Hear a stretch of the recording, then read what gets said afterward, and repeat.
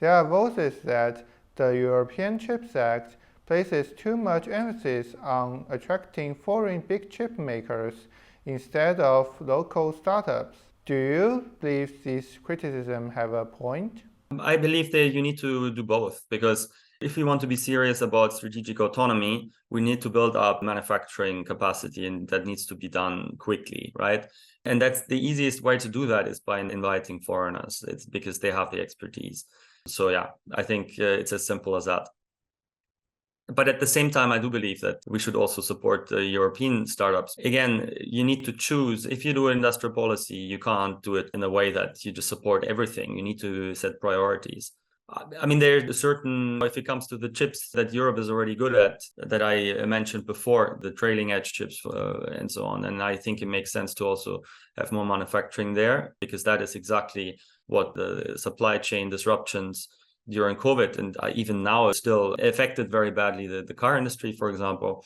Maybe focus on that a bit more, but it really needs to be focused. That's the whole point. And just trying to build up the entire value chain in Europe, that would be a fantasy to say that it's possible.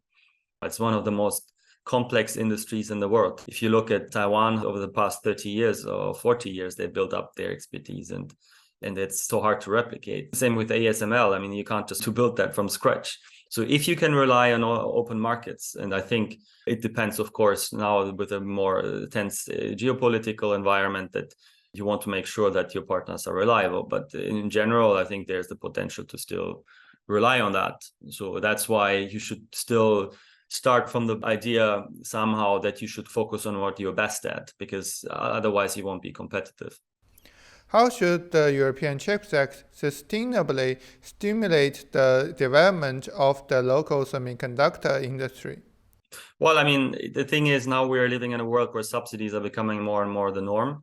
If you want to compete with the big players like US and China, you won't be getting around using more subsidies. It's absolutely clear.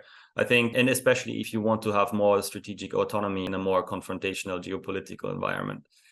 But I think that's why, as I said before, I think you should at the same time try to focus on what you're already good at. And then, so it's a mix of industrial policy and trade policy.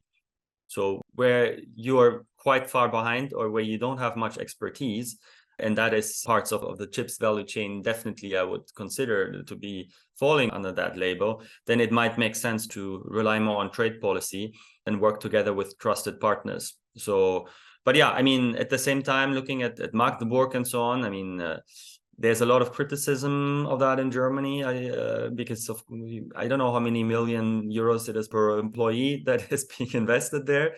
It sounds crazy, but at the same time, if you want to be serious about a certain degree, at least, of strategic autonomy, then that's what you need to do. And then you need to be able to say, how much is that worth to you? For example, look at how bad the German economy is coping with the high energy prices. If you could say maybe now it's expensive, but later on it might actually turn out to be the right decision. So my whole take is, yes, it might involve a lot of subsidies, but I think to a certain level, it's justified. You just shouldn't overdo it, so to say. I mean, there is no point in building up entire industries from scratch to replicate things that exist elsewhere. It's just about having like a certain level. And I think that's what the Commission also tries to do. They say 20%. I mean, 20% of the market, that won't be enough to completely deliver everything Europe needs in terms of chips in case, there is a geopolitical crisis. But it will make, the fall, the come down a little bit softer if things are going badly. So I think it's really a matter of weighing different pros and cons and then arriving at a sort of reasonable compromise. And I think that's also what the Commission is trying to do.